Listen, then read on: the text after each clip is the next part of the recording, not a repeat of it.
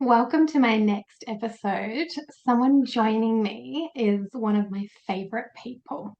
Her name is Emily Diamond, and I had the privilege of being coached by her a few years ago.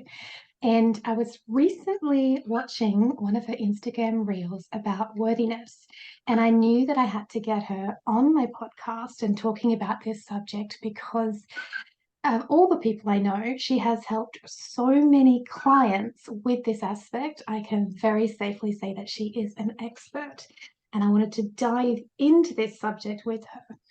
If you would just like to introduce yourself a little bit to my audience, Emily, that would be fabulous. Tell us about you. Thank you, Jess. And I just want to acknowledge Jess for your podcast. It's phenomenal and it's a real honor to be one of your contributors. Thank you for having me. It's my joy. Oh, beautiful. So we were just bonding on our, joyful Aries energy before we pressed record. So you'll hear a bit of that happening as we vibe today. Yeah. So my, essentially the work that I do is in the field of transformation. So I've been an elite coach for 18 years, close to 2 decades now. And I focus all of my work on behavior change, personal transformation. And I do that through the work I do with my clients and then also the personal development group programs that I've been running now for over 15 years. I knew you were an expert. The thing that I really noticed when I was in the coaching program with you is all of us in different levels. And I think there would have had to be, I joined around the Christmas period, so there would have been over 100 of us. And worthiness was probably one of the biggest themes, if not the biggest themes. And we were all in different levels of really being confronted by it. And I was kind of curious as to why you think it is such a huge program or such a huge pattern that everyone is confronted with. It just seems to be huge in the collective. And I thought you might have some insights. Oh, yeah, absolutely. And I love that this is the first question you're asking, because the first question most people ask is like, well, how do I just simply feel more worthy? How do I fix it? Okay. And I'm a huge believer in, if you don't know where you come from, it's very, very easy to make the same mistakes again. So knowing how something works is just as important as knowing what to do. And for me, the key sources, one is, of course, patriarchal conditioning, particularly of women, but self-worth affects men just as equally as it affects women. It just affects us in a different way, okay? And so patriarchy and patriarchal constructs are toxic for both men and women because it forces us into particular roles, regardless of our personal gifts, our genius, our soul's purpose, okay? So for women, and I can only speak as a white privileged woman born in Australia, acknowledging that that makes me a person of privilege, the patriarchal conditioning on me is that around the way my appearance is will determine some of my value. But my appearance changes 4,000 times a day. You know, I wake up looking a certain way, I go to sleep looking a certain way. After I eat, I look a certain way. After I exercise, I look a certain way. So physical and visual perspective and our size and our shape and our color and how we choose to use our bodies is one massively destructive source. And the body positivity movement was excellent for highlighting and kind of pushing the pendulum, trying to move it over to the other side. And I feel like we're at a really amazing time to be alive right now, because we've gone from the, just very intensive body shaming and body criticism. There's been the pendulum swing to body positivity. And now we've got this really strong movement of body acceptance happening. And acceptance is where all the power is for transformation, right? That's the first step. So very pleased to be alive. And if anyone's struggling with concepts of identity and self-worth, body is usually a pretty significant area. Like the Dove Institute research that was done a few years ago was 75% of girls determined their self-esteem based on their physical appearance. So how we felt about our appearance determined how we felt about ourselves. As we mature as women and we develop other life skills, relationships, and ways of forging a sense of value in our culture, society, family, and network, that moves on, but it's still got roots, right? You have to look, I'm a big believer, you got to look at those roots. And it's so pervasive, it's kind of like a crime in plain sight. We don't see it all because it's there all the time. We forget it's there, sort of like the fish in the water. The next thing I want to talk about is that we live in a money culture, okay? And money and even the language roots of money to do with worth and value. So this concept of, you know, us all since the 1950s being like little economic producing units for our country and our global economy, you know, the economy sort of being the new god that everybody worships. The concept of worth and value, notice that those are financial terms, right? It's not about importance. It's not about how beautiful someone's soul is. It's not about how kind someone is.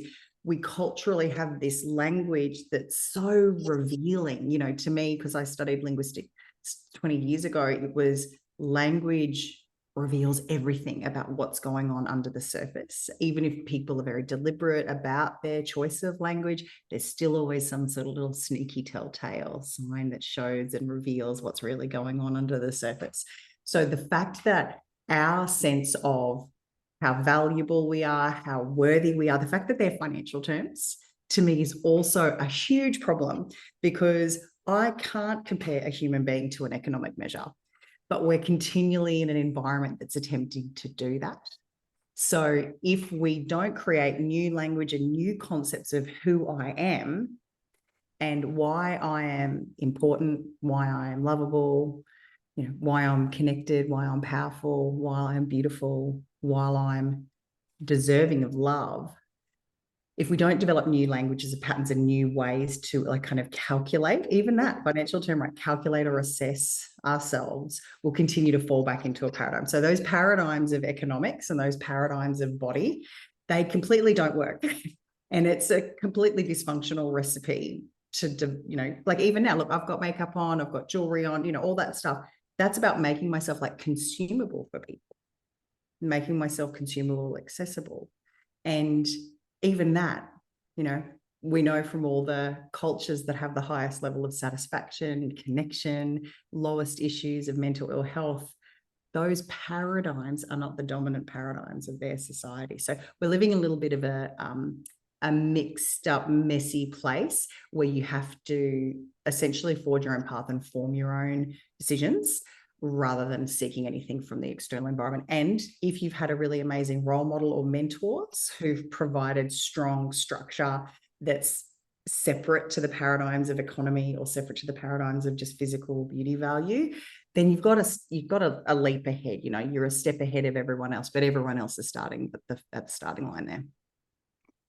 That's really fascinating, because it really goes back to, and I say this a few times when I'm talking, it's only been 70 years or so since the end of World War II, and women could really kind of start to have more of a say in career choice. And they went through a few decades of struggling. We can vote, we can do all those different things, which redefined how we go forth, but it also redefined the roles of men.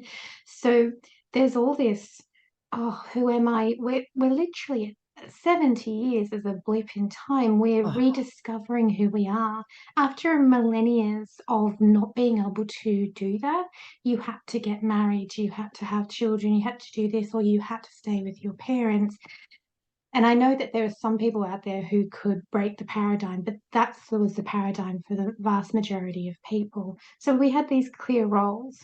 So and those roles didn't necessarily satisfy everybody, right? So that was the thing, is like, there's a reason we wanted to disrupt that. And then we've been in this like blender of disruption for like 70 years, and it's still whirring really fast. Yeah.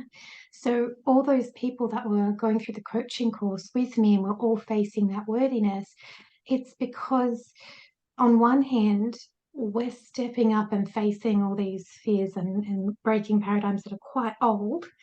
And hey, this is what we're wanting to do. We don't have any role models that might be entrepreneurs. We don't have any role models that want to be healers or coaches or speakers or authors. So they're really kind of nervous about that aspect. But then on the other hand, they're being bombarded on influences on social media about how you're supposed to be looking, how you're supposed to be sounding. I look at in absolute fascination of the unboxings and the, you know, here's my 50 Louis Vuitton products, and I was really interested when you said about the money aspect, because I hadn't thought of that pressure that we do put on it, because that's how we start to value ourselves when the money really does come in as a massive conversation. And funnily enough, when it comes, we tie it back to worthiness, when people are stepping up and wanting to pursue the dreams that they want to, they have to start charging money for their services and their time. And it brings in that whole conversation where money is very much linked to worthiness. Yeah, that's absolutely fascinating. So You're a for great demonstration of someone who's able to articulate why, when we choose to do work that's like a representation of our soul's calling. Like, I was always that kid that was like, you know, grandma couldn't program her VCR. I'd be like, I'll find a way. Because I was always about how do I make people's lives feel better. My mum's best friend's neck hurts. I'm going to massage that lady's neck and take the pain away. Right. So there was this calling that we all have, like when we all do the kind of, deep investigative journey of our life, we see the signs of who we were being called to be. And then, of course, that had to compete with surviving, fitting in, dealing sometimes with disruptive family situations, traumatic experiences, or simply just environments that weren't favorable for us to express that or for that to be, nurtured. Typically people who've cultivated those things early, it's because adults recognize it and put their attention on cultivating it. It's challenging to forge that way, kind of like hacking your way through the rainforest with a machete on your own when you're just a little kid and your machete is probably the size of a nail file. So this experience that a lot of people have of being unclear about what they're called to do, and then as they go through uncovering that, to then have to confront all of those critical kind of judgments about who we are, that's attack on our identity. And then, but sadly for some people, because they both happen at the same time, those people falsely connect those two. They connect soul's journey with that kind of pain. And sadly, they give up. And that's that story. Some people give up, try again, give up, try again. That's me. I'm someone who gave up, tried again, gave up, tried again, kept persisting. My stubbornness prevailed for me there.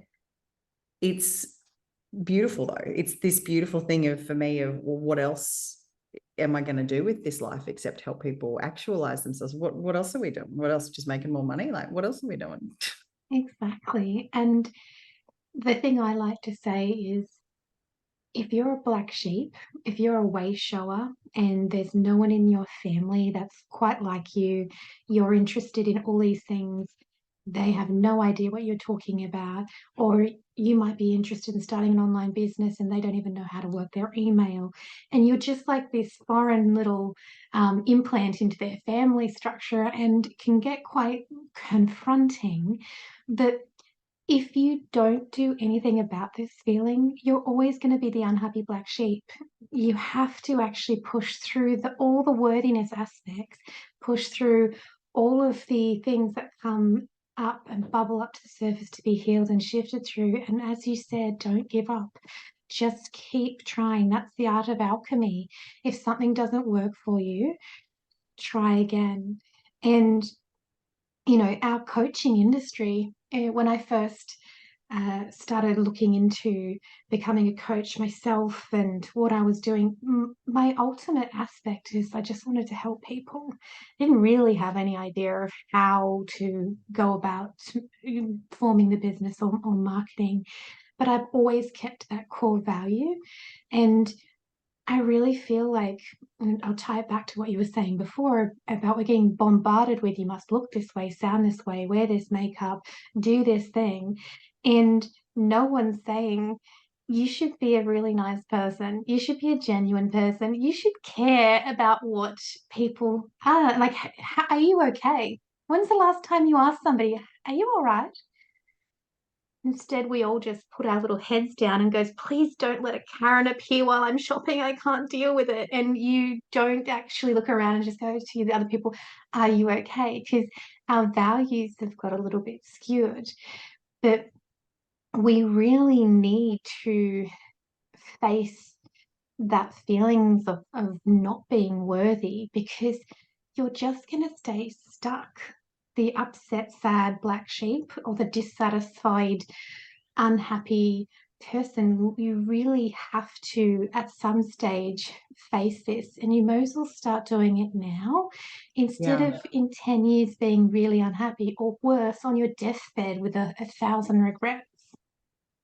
Well, one path has a very certain outcome. What you're illustrating so beautifully is there's a choice. There's the red pill and the blue pill, right?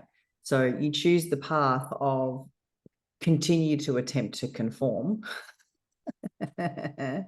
which brings with it a life of crushing self-worthiness issues, doubt, shame, fear, and very low.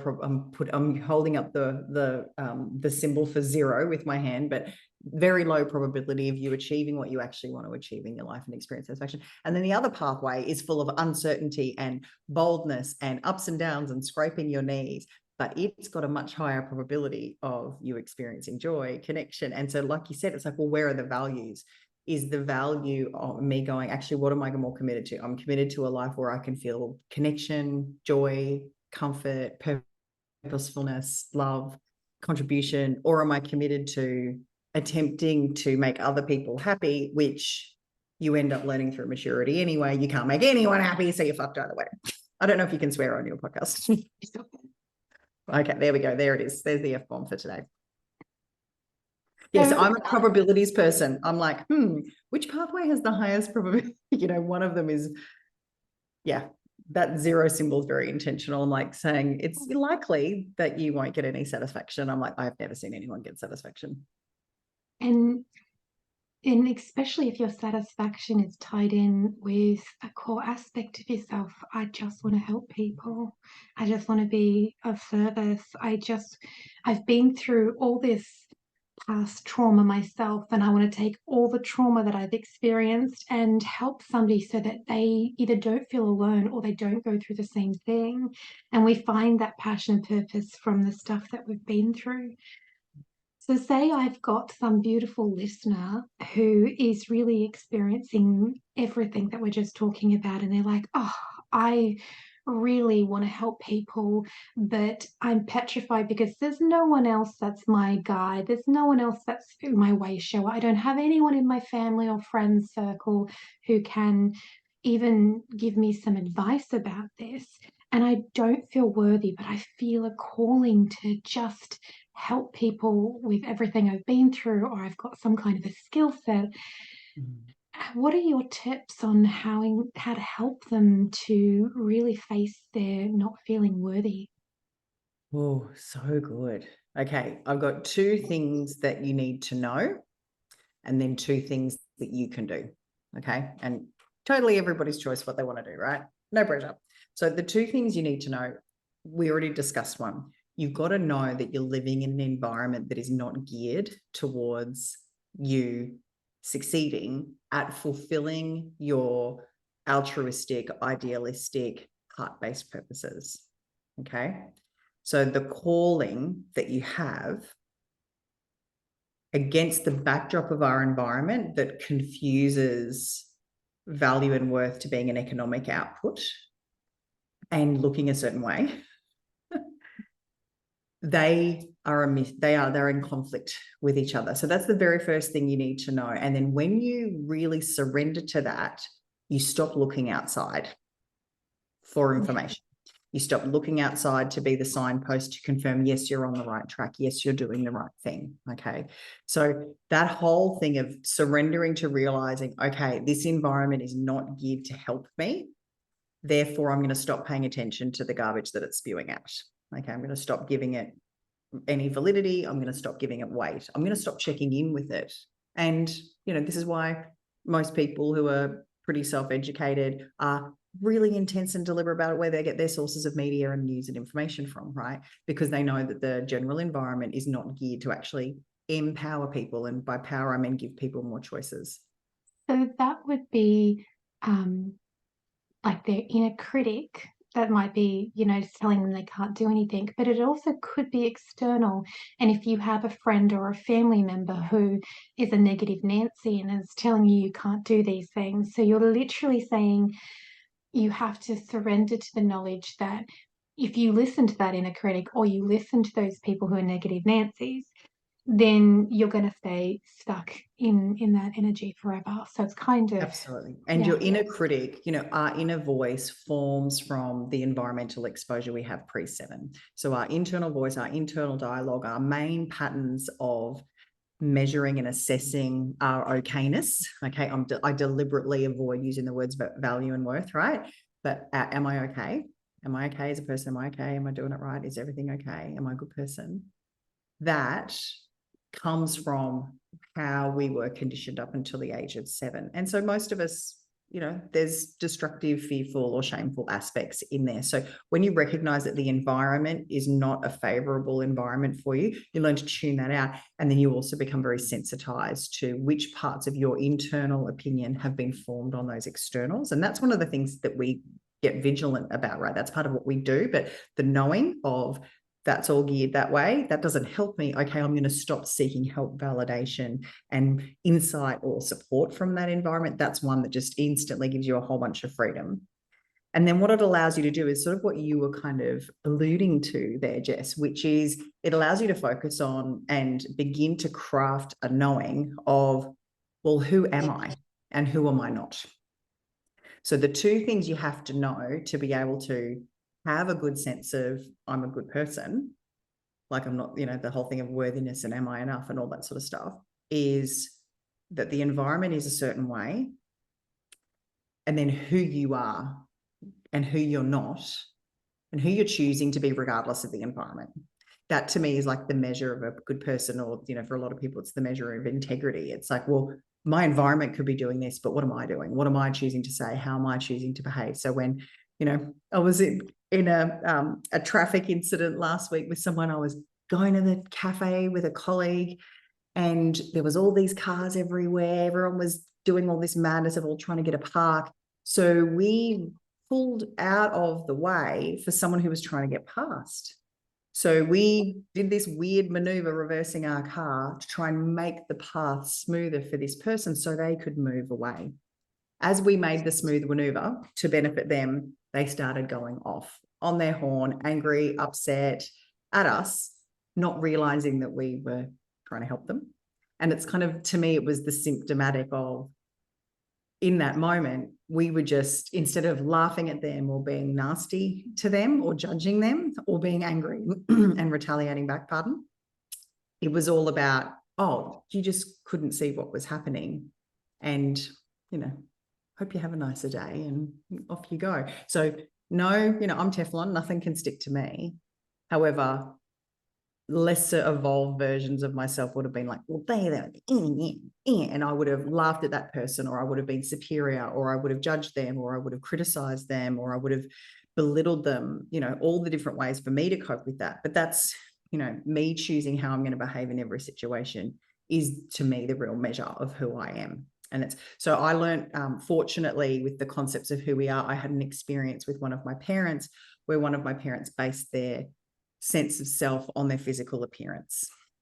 And then life takes that away as you age. And so you have an identity crisis. You have to find something else. So then they based it on their intellectual prowess. But then as you age, life also often takes that away. And that sense of identity falls away. So I was really fortunate, I feel, in my 20s to learn from this person that, okay, it's not a good idea to base who I am on how I look. And it's not a good idea to base who I am on my intellectual performance. And then I was left with, well, what am I going to base who I am on? How am I? What's my compass? What's my guide for knowing if I'm a good person? And I came to the conclusion that I'm going to base it on how I treat people. So knowing who you are and who you aren't. Some people are like, I don't know what my purpose is. That's okay. Just focus in on who do you want to be, not necessarily what legacy do you want to leave. That overwhelms a lot of people. Not very few people in life that I've met, and I've worked with some of the highest performing people in the world, have that moment where the clouds part and they get their lightning bolt and God hands down to them, here's your powerful life purpose. Very few people have that. That's a really tiny percentage of humanity. And if you're expecting that to come and kind of treading water while you're waiting for that, you'll continue to feel lost and powerless, because if it hasn't come already, it's usually not coming. And we're here right now. What are we going to do right here, right now with each other? I completely love that. I love talking archetypes. So one of the archetypes I talk about is the relationship between the sovereign and the child. And I always say you can't control another person's actions, but you can control your reactions. And that's when you really step into your sovereignty and you start to learn thyself. And everything that you just said, I'm just like, yes, yes, yes. Because if we focus in on really testing the waters with, I'm going to try this, and then it's through trying it, you get a yes or a no. There's so much in the last 2 years that I've tried and I'm like, no, that's a no for me, but I had to try this anyway. And that is alchemy. That is how you go forth. And tying it back into the arena of coaches, because I can't help but keep going there because of your fabulous self. But a lot of coaches I tend to notice, they actually kind of, even though they're real juggernauts in the industry, they kind of bumble around for about 2 to 3 years while they learn this and oh, that's successful. Oh, nope, that wasn't so much.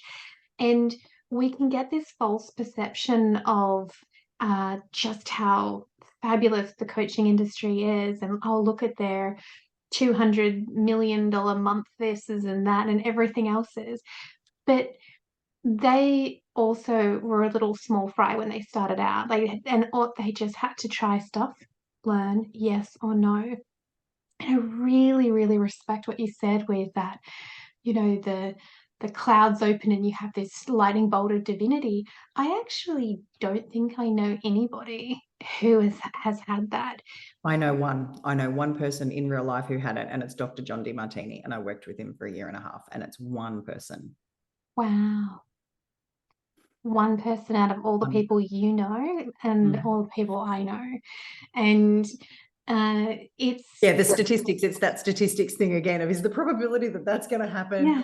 No, it's not. And if it does happen, freaking fabulous. But please don't waste time waiting for it. And I love what you said about bumbling around, even that we call it that, because it is so easy. Like when you know, like, well, this is who I am and this is what I'm here to do in the world. And yeah, my environment's not a helpful place to go get information from. So my internal knowing has to be stronger than any kind of external noise. Then it's sort of like comparing yourself to other people also becomes a redundant exercise, because you surrender to the joke of, well, that's just one point in that person's journey. And of course, we've all had a bajillion things happen that have all led to a certain point in people's life and journey. And it can all be also all taken away at any moment. It's all impermanent. So what are you going to hold on to about that? There's nothing to hold on to. All you've got is who you are. So true. So true. So I wanted to share the 2 things they can do. Sorry, I forgot. No, 2 things they can do. we did very well, but I thought to myself, hang on, I've gone off on a tangent, which I've been known to do. Oh, babe, let's go to tangent land. I always say to people, I'm like, I'm so sorry. It takes me so long to tell a story, because I'm like, and if we visit here and here and here along the way, it's going to be so much better. Perfect. So we'll bring it back. The two things that they can do. The first is to talk to yourself. You know how I said the inner voice has to be louder than any kind of external noise? Talk to yourself like you would talk to a friend's young child. Now, the reason I say talk to yourself like you would talk to a friend's young child is some people are already parents and have had negative experiences of parenting in ways that they maybe didn't want to, as in repeating some of the stuff their parents said to them. Okay. And don't beat yourself up about it. It happens. It's normal. We're animals. We're going to do animal things. It's okay. So the reason I say talking to a friend's young child is there's a certain way that we talk to other people's children. And it's like very reverent and deliberate and specific, where we're always being like courteous, mindful of what they're absorbing from us. And we just talk to them differently to how we talk to our own children. Okay. So that's my first thing, is bringing conscious awareness to the internal environment you're creating. Like I've had many a client where their internal dialogue, and I have lived that life too, my internal dialogue was a very, very dark, bad place for a long time. My story is I was groomed and sexually abused as a child. I had a spinal injury as a teenager that left me dealing with chronic pain, and then my rehab was mismanaged. So all these things happened where I couldn't trust people, couldn't be taken care of. And then it turns out I also had glandular fever that wasn't diagnosed, and I had post-viral chronic fatigue for 5 years because I kept getting medical complications of it not being diagnosed and not treated properly. So I had many years of inside not being a good place, and then outside also not being that great either. And the internal voice that we cultivate, like one of my clients, an example of her, it's actually a woman. She wasn't technically a client because I ran a clinical trial 4 years ago of a particular protocol that I teach. And I was kind of paranoid. I was like, oh, this technique that I do was really effective with clients. And I was like, but is some of that effectiveness coming down to like personal connection? You know, it's called therapeutic rapport. But when you work with someone based on if they like and respect you, they'll be more receptive to the change. Milton Erickson proved that, the hypnotherapist who was the person who engineered like medical hypnosis, like being able to put people under anesthetic with no anesthetic, but using hypnosis. So he was a very well-recognized practitioner, and he developed this concept of therapeutic rapport. So I was like, how do I test if this technique's only just happening with therapeutic rapport? So I ran a clinical trial with strangers from all over the world, just did video recordings and a workbook, and then they had to go off and do it. They had to do assessments before, assessments during, and assessments after to get all the information. And this woman did the trial, and then she contacted me afterwards. And she was an example of an adult who was living in a poisonous mind. Her internal environment was horrible. And she says it like, she's done like video testimonials and stuff, so I can say her name, Courtney. And she talks about how she would never, ever talk to anybody else the way that she was speaking to herself, you know, the level of vitriol and criticism and constant, just the constant barrage of shame, judgment, you know, devastating, right? And she, to me now, is the reminder of why I do what I do, because that shift in her internal experience has completely changed every other aspect of her life: career, relationships, family, body health, etc. Right? Like she had an eating disorder. And she now talks to herself like someone would talk to their friend's child, right? So that's number one, is what you can do is try to cultivate an internal dialogue and just be aware of it. It might be that you just write it on a Post-it note and put it on the mirror and go, try talking to yourself like someone else's kid today. Because even if you only interrupt your pattern for 20 minutes of your day, that 20 minutes is going to have a big cumulative effect on your life. So there's always something you can do there. Then the second thing that you can do is to work on your belief systems. Our belief systems around worth and value and our body and the purpose we're meant to serve on this planet and what makes us a good person. All of those belief systems we have are so powerfully coded in our neurology, in our nervous system. And after all of these years of doing extensive professional and personal development, that's what I've honed it all down to, because beliefs, you can look at beliefs. It's kind of like peeking behind the curtain at a theater. Beliefs are really easy to access in terms of awareness, right? Value system, trauma, integrations, complex issues that usually take years of addressing in therapy. Superficially, you can actually observe them as belief systems. So it becomes this thing where it's like, well, what do I think is true? What's true about me? What's true about others? What's true about life? What's true about the world? Because beliefs are just true, not true. That's it. It's a black and white filter, true, not true. And assessing and looking at when I'm disempowered or when I'm struggling, or like you're talking about with coaches, people who are like, I'm a healer, I'm a coach, I'm a leader, I'm a teacher, I'm a spiritual guide, whatever it is that you've got as this calling, where they're then trying to take that out into the world and be effective and share it, but also make a bloody living, right? You want to examine, what do I think is true about coaches, healers, leaders? What do I think is true about me? What do I think is true about how people view those professions? What do I think is true about people charging for those professions? So that real inquiry into what's true for me will reveal all of the, you know, incomplete or maladaptive, like not helpful beliefs that we've formed. And it's really easy to do consciously yourself. I'm just reflecting now on my journey. When I was 29, I had what I call my spiritual activation. And with that, my Saturn return came at the exact same time. What you were talking about before, where you kind of get to that point where you go, I'm going to have to address this. I can't handle being like this anymore. And at that stage, I wasn't even ready to acknowledge that I wanted to help people. I actually just didn't want to be how I was. I had a toxic inner critic. I had a chronic people pleaser. I was so busy being a chameleon with the shapeshifter archetype, with the people pleaser, that I had no real idea who I was. Yeah, and probably also And like, who are my real friends and those things.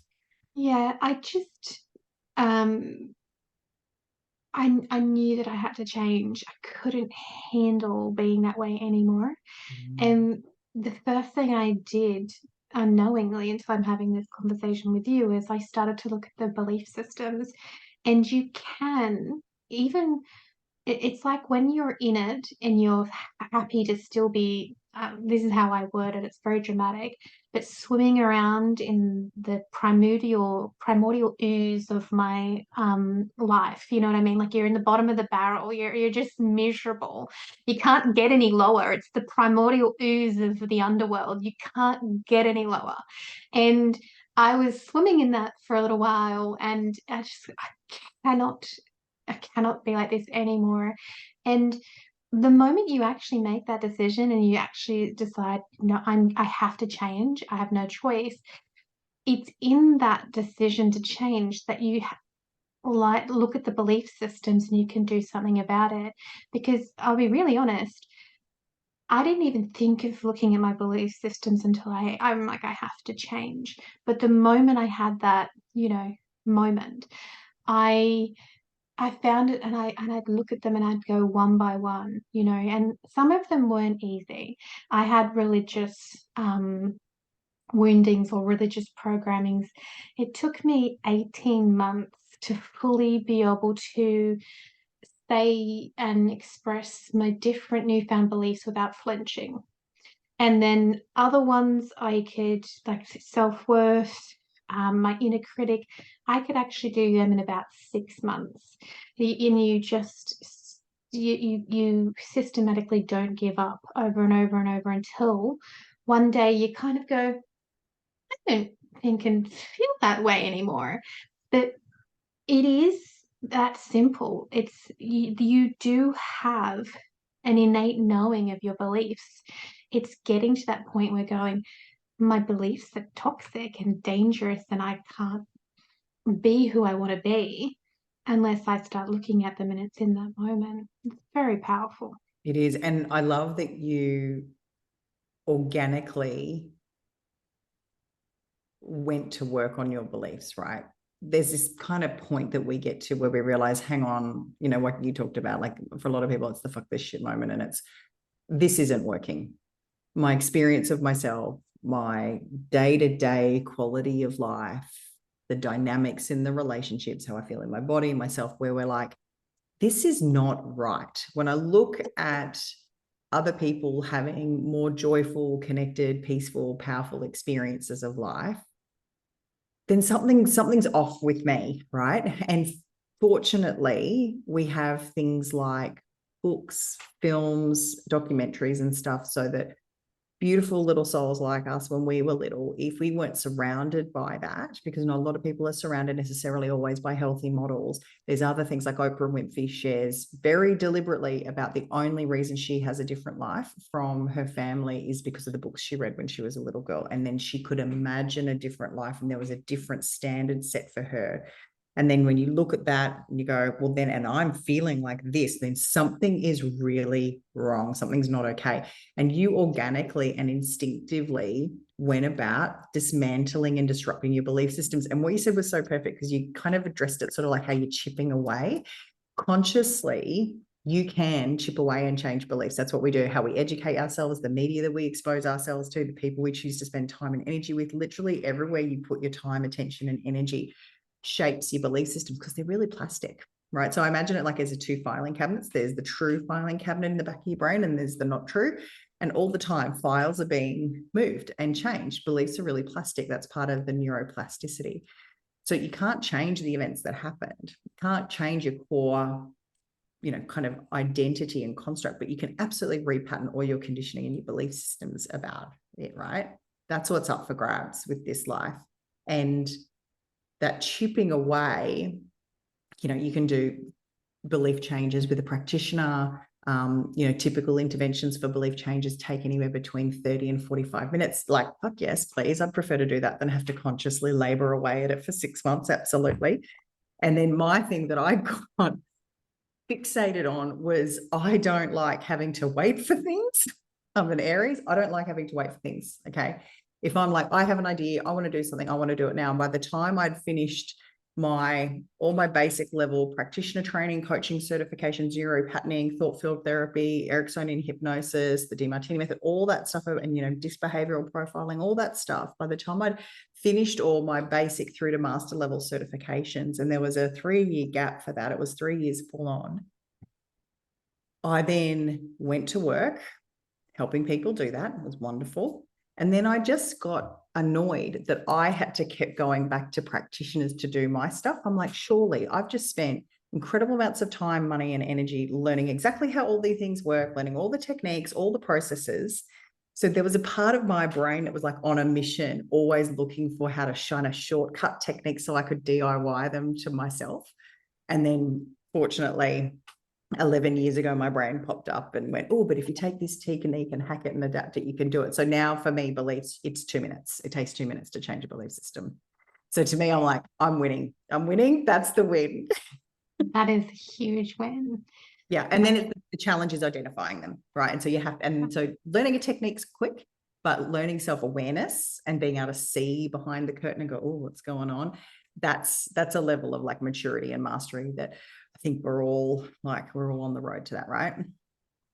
I believe so. And I also want to clearly let the audience know that I did have my self-awareness moment, but I did also have a tremendous amount of help. Like I went and I got healers, and I also would go and make myself uncomfortable. So as I was working through the religious woundings, I joined a goddess group. You can't make yourself any more uncomfortable than a bunch of women, you know, talking about the goddess when you have issues.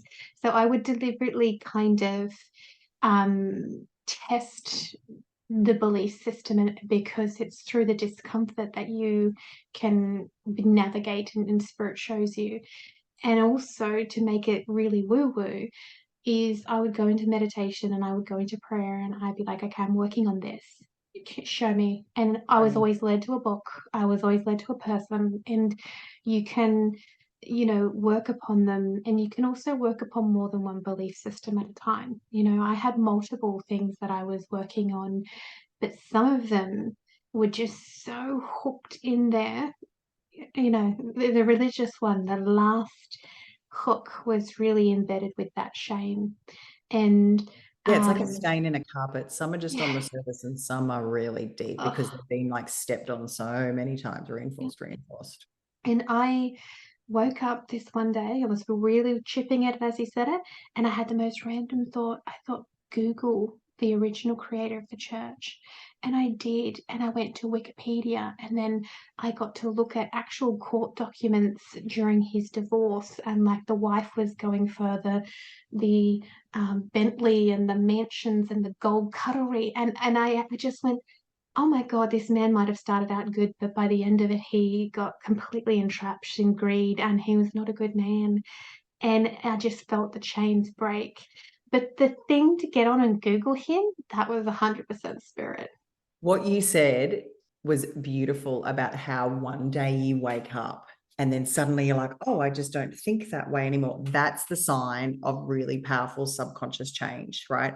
So it's always, is there a new thought, feeling, or behavior? And if there's not, it's not unconscious change. It's just conscious, deliberate grinding and working and chipping, which you still need to do. I'm a big fan of do the conscious work and the unconscious work at the same time, right? Because that way you're going, I'm always maximizing my odds here, right? And then you just kind of reinforced it again with you woke up. Your subconscious was obviously processing where you wake up and this new original thought arose and like literally unlocked a whole world for you. One of my clients was sharing yesterday, she changed a belief about one of the aspects she's doing with her business. And as soon as she did it, the whole like business model, curriculum, all the content, literally her brain just went, and just gave it all to her. She's like unlocking these parts of our brain.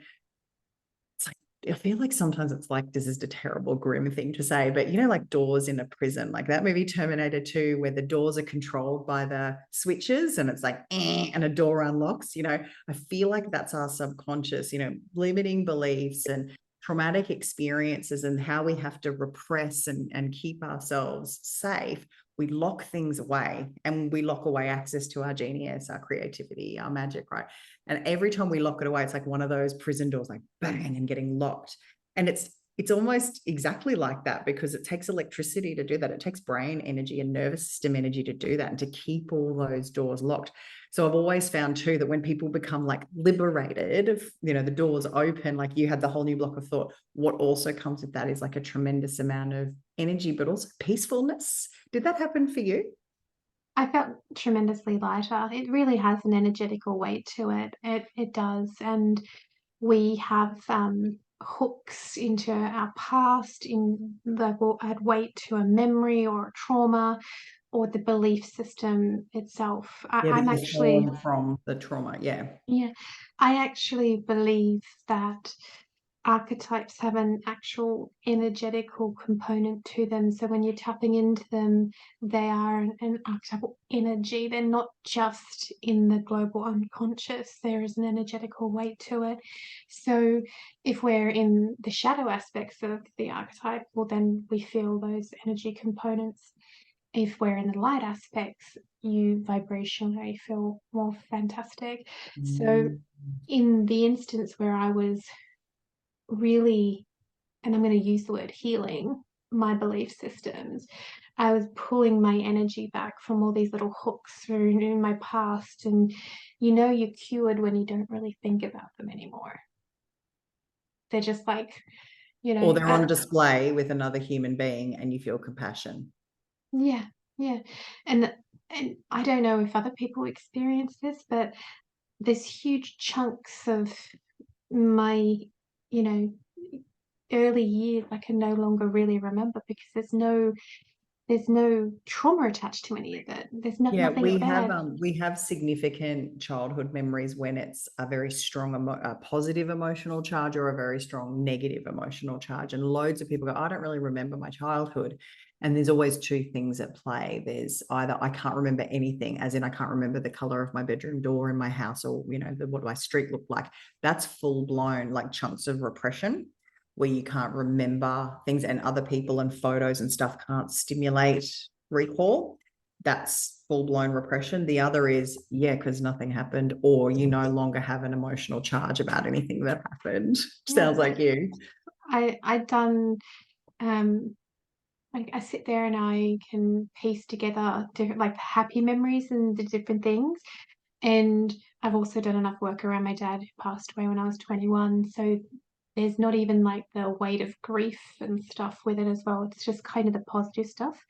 I was very blessed to have like, in this lifetime, I chose really, really well when I came in. I have a large, beautiful family with loving parents and a very idyllic life.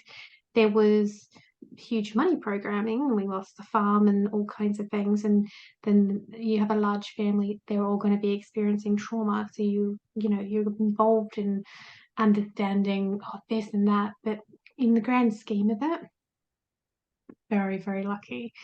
Oh yeah, So I'm always like, I'm white, I'm female, and I was born in Australia. Just by that, I'm in the top 4% of living standards of all human beings on the planet. I'll very happily take that. Thank you, thank you, thank you. Good. Whatever soul contracts were going on, I had to process other shit in other areas, and that's cool. Very feeling very fortunate how I came in. exactly.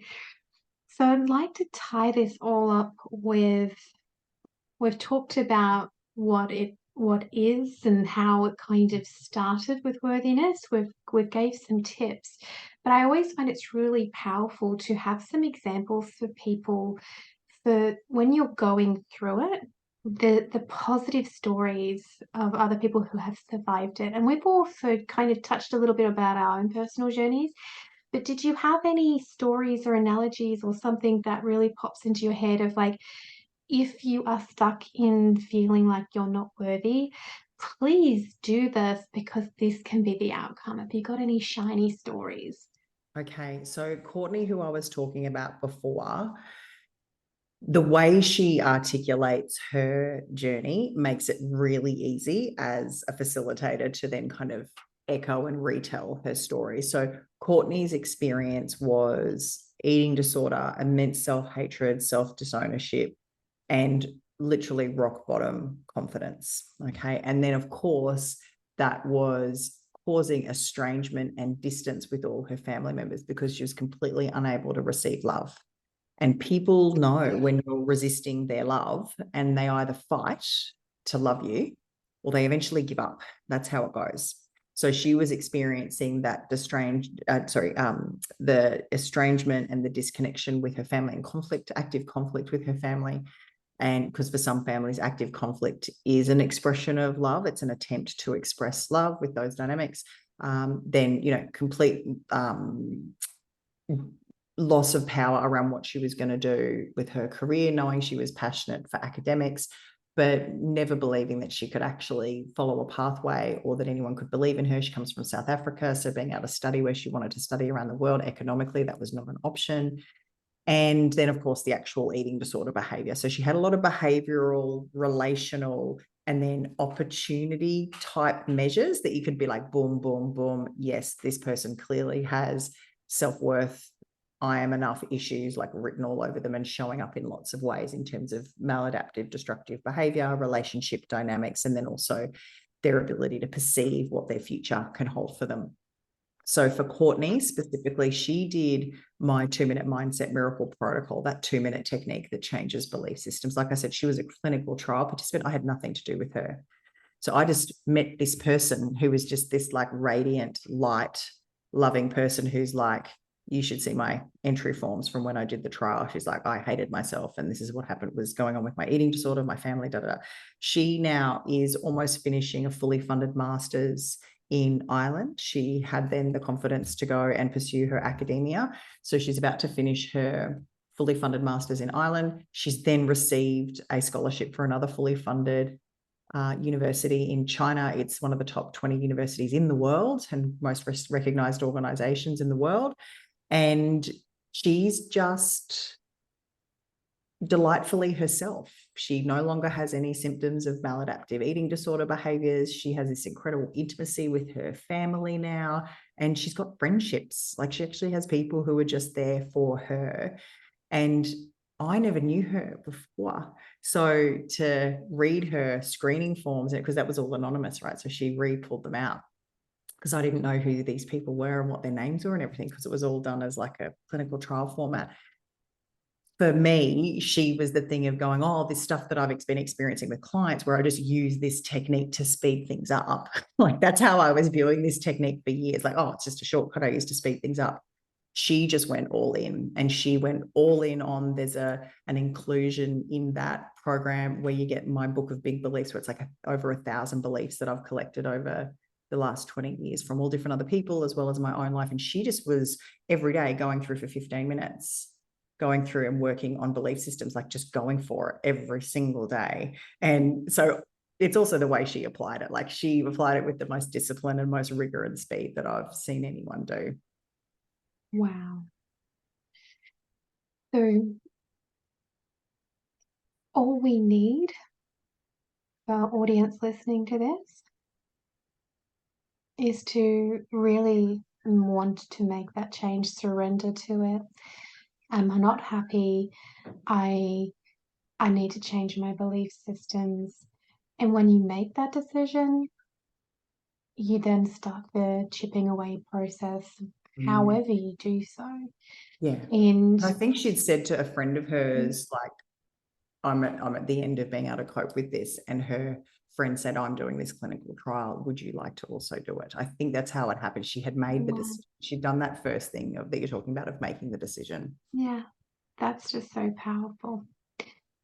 I just want everyone who's listening, who's ever struggled with this, to be inspired to make those changes, because no one else can make them for you. You have to make that initial first step.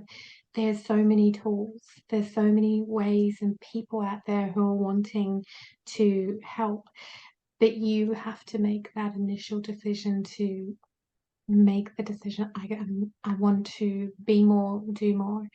And My every happiness matters, like one of the biggest ones that I found when I was really young and still really in the middle of the illness and the injury and the shame and trauma and messed up relationship dynamics from being sexually abused, there was this kind of moment of me being like, hang on, I actually want to feel good.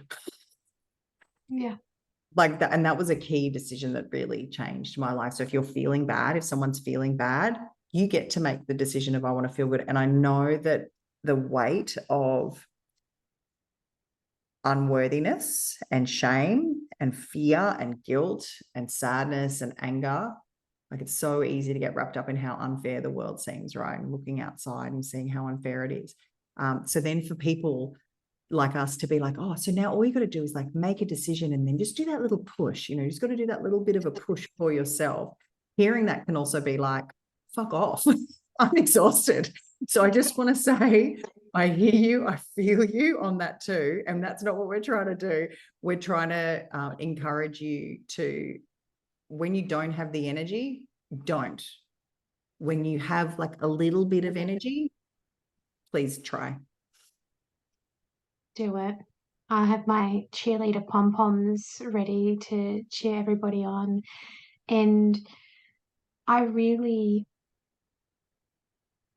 understand the dark night of the soul. I understand the primordial ooze and swimming around in the mud and you can't get any lower. Sometimes I And tell my clients like, oh, you're there. Roll around in it. Do it. This is your chance. Roll around in it. Like just drama, like fully go for it, because you're probably not going to ever get to come back here again. yeah, I am a big believer in that too. I call it the dead starfish.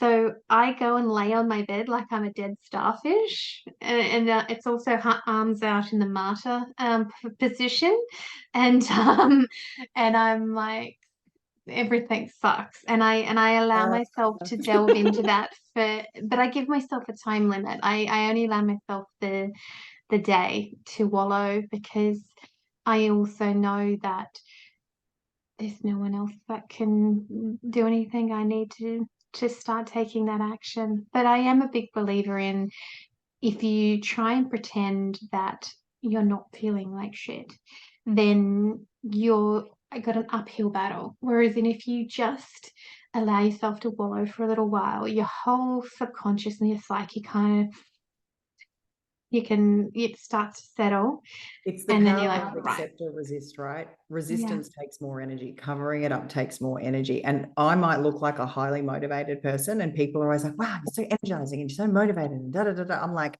fundamentally, I want to have great stuff happen for me, my clients, my life, my family, the world. And I'm really lazy. So I'm looking for the highest probability things that are going to move the needle. That's laziness. So resistance, as soon as I found out that resistance takes more energy, I was like, well, fuck that. I'm not doing that. Okay, let's get on the acceptance train. If I'm feeling like shit, I feel like shit. yeah, 100%.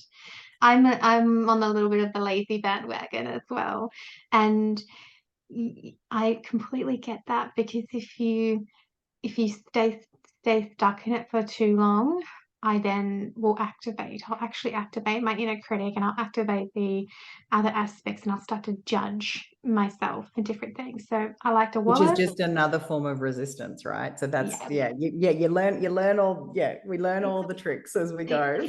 Yeah. I like to wallow, and then I like to get it done. So perfect. I've absolutely loved our conversation. I think there's some pure gems in there for everybody who has listened. And I'm going to put all the links and everything for how to contact you in the description. But I just wanted to let you also verbalize it. How would you like people to find you?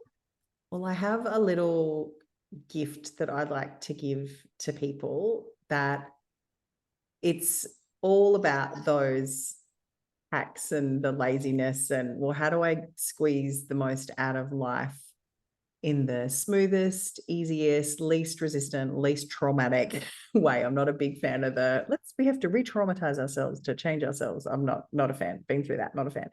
So if you go to my Instagram, my handle is Emily the Diamond, because yes, my real surname is Diamond. It's not a stripper name. It's not made up. It's my birth name. It's, just like being a, carpenter, people were carpenters, diamond merchants took the name Diamond. So somewhere in my heritage, someone was dealing diamonds. And if you go to Emily the Diamond, in my link in bio, there's a resource called the Mindset Miracle. And it's the Mindset Miracle Manifesto. And it's my collection of all my top tips and tricks over all of these years. And remember, my first career was medical. So I started out in the medical world and worked also in natural medicine and sports medicine and injury rehab. So I learned extensively about physiology, biology, nutrition. So it's everything from mindset to how we maximize our physiology to also make our mindset better. And you can literally just dive in, take little pieces that you like, or read it from the beginning to the end. It's, it's fully your choice. And you can download the Miracle Mindset Manifesto through my link in bio if you go to Emily the Diamond on Instagram. What a gift. I'll put all the links down so make it easy for everybody. But Emily the Diamond is very easy to remember anyway. Oh, yeah, that's one of my friends. She made that joke up years ago. I just have to say that I missed that little bit. My girlfriend Claire made that up. I'd own it if I had the last name Diamond. My last name is Beard, and because people can't believe that, they constantly ask me. I think it's like did I hear what I could hear? And I am constantly having to spell it. And in the end, I just go, like the stuff on a man's face. I had $1 for every time I said that in my lifetime. I'd be quite rich. So Emily the Diamond is perfect. I love it. Yeah, no, was never going to change this name. No, perfect. Oh, I have to tell you too, just as a little side, people who are younger than us won't think it's funny, but we will think it's funny. My sister married a man called Neil. Really? Yeah, and we've been hassling him for 30 years to change his name. He still won't do it, but that's okay. We can still laugh about it. I'm impressed. I get it. Yeah, we won't say it because people who will get it, and people who don't get it will be like, what? They can do some Googling. They're supposed to be really good at it. They can do Googling. I love it. Thank you so much. This has been such a wonderful interview. I think it's incredibly helpful for people, and I can vouch and put my hand up and just say you're absolutely brilliant at what you do, and you know so many people who have been through this. So I feel very, very lucky to have you on helping my audience. Thank you. And it's been my absolute honor to help all those people, and the amount of trust that people give to let someone help them is phenomenal, and I don't take that lightly. And if anyone's taken anything from our conversation today, the insights I've shared, the insights Jess has shared, I'm so happy this is us fulfilling our purposes together. Thank you, Jess. Thanks for helping bring powerful people together to enhance everybody's consciousness and speed everybody's path. Yes, I'm a big believer in we all rise. And one time someone just said, no one's left behind. And as we step up and we fear being seen, heard, and known, that was a big one for me, is being known and actually stepping up and saying, hey, I can help you in this way. Didn't even realize that one was going to be one that I had to So as we step up and we're doing podcasts and we're on YouTube and we're helping people, we just by that very act is also showing people, hey, I can do that. Oh, I could have a conversation on podcast. I could do this. And it gives them that incentive. So, and then they go forth and help people. And then people watch them and they go, I could do that. And I was just pondering before I even hopped on, the ripple effect of everything that you've done in your life. No way. I was literally, when you were talking much earlier in our conversation, I was like, oh, it's, like you're throwing stones in a pond and the ripple. And it literally just came up then of if there's enough ripples, people just think that that's the water. Yeah. And the amount of people that you've helped who then have gone on to help other people, who then gone on to help other people. It's just such a fabulous business to be in. It is. And it's for me, it's a celebration of life, because I was not born at a time where it's just about primary survival. I've been born at this time. I feel like I was born at the best time, fully convinced I was born at the best time. I remember life before the internet. I remember pre-digital life, and I've got to see both. And there's a reason why I was born now. And it's all to do with, well, how do we improve quality of life for human beings all over the world, emotionally, environmentally, economically, education. And yeah, you can tell I'm psyched about. I'm just like, this is the best to be alive. Let's do it. It is. And I was literally having this conversation before. Like, I was joking how the first time I traveled solo, I only had the Lonely Planet. There was no iPhone. There was no nothing. And I sometimes think to myself, how the hell did I travel back then? Because I've traveled since, and it's so easy. And when I was in Peru last year, I used Google Translator, and they would give me their phones and we'd use Google Translate. And I'm like, how did I ever travel without the internet? So I was really reflecting on, it's a fabulous time to be alive, but I also do kind of love our adventurous souls that took off to another country with a book to help us. So I think we really did very well entering the universe when we did, and entering the earth when we did. Alrighty, I better end this interview, and thank you again. And everyone who would like to know more about Emily the Diamond, the links are in the description. Thanks, everyone. This is your cheerleaders signing off.